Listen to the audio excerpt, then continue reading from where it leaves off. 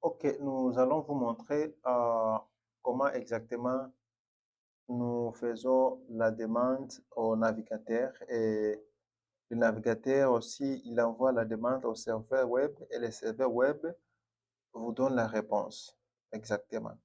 Donc, quand vous tapez par exemple sur l'ordinateur, par exemple, vous tapez code RISE comme ça, alors vous faites entrer.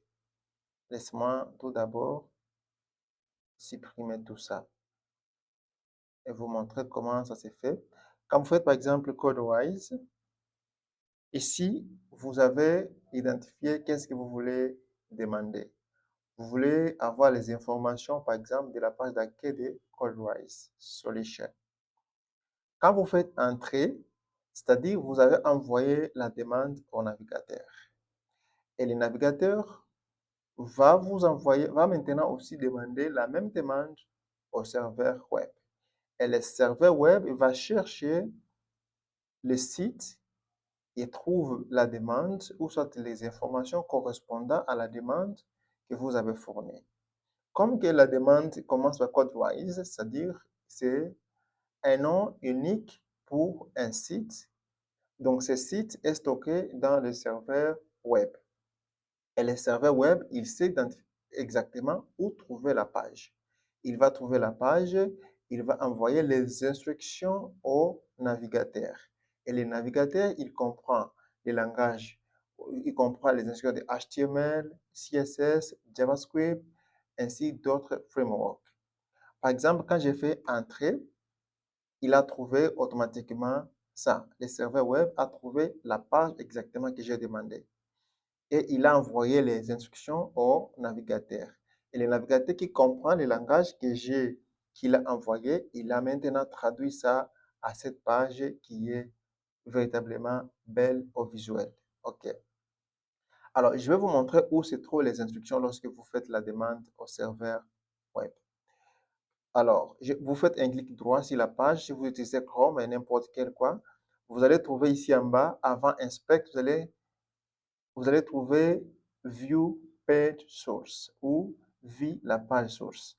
Vous cliquez dessus et ici, vous allez voir les instructions que le serveur web a transmis au navigateur et le navigateur a traduit ces langages ou ces instructions à cette page que vous voyez ici. Donc, tous les codes que nous avions écrits, ce sont les instructions que nous avons fournies. OK? Tout ce que nous avons écrit, c'est ça ce que nous voyons ici.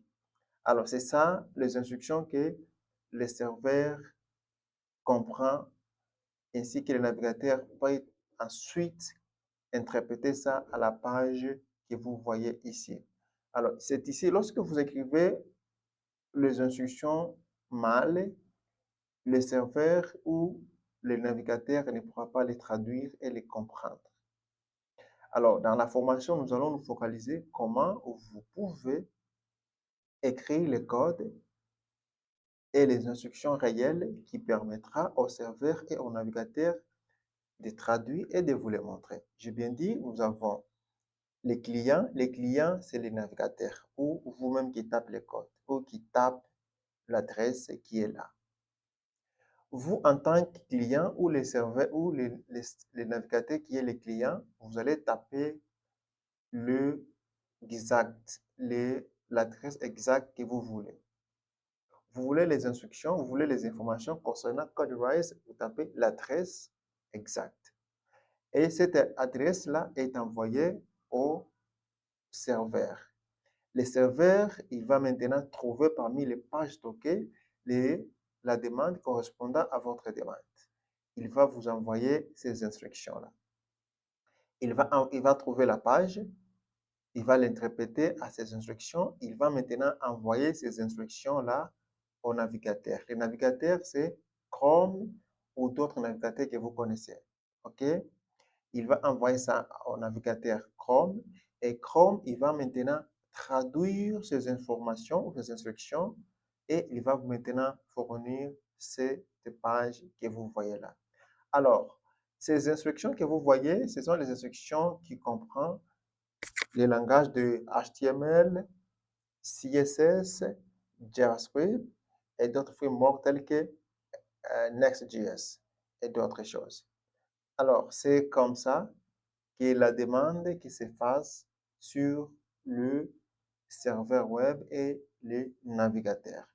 Nous avons des différents serveurs. Nous avons les serveurs web, nous avons les serveurs des données et d'autres choses.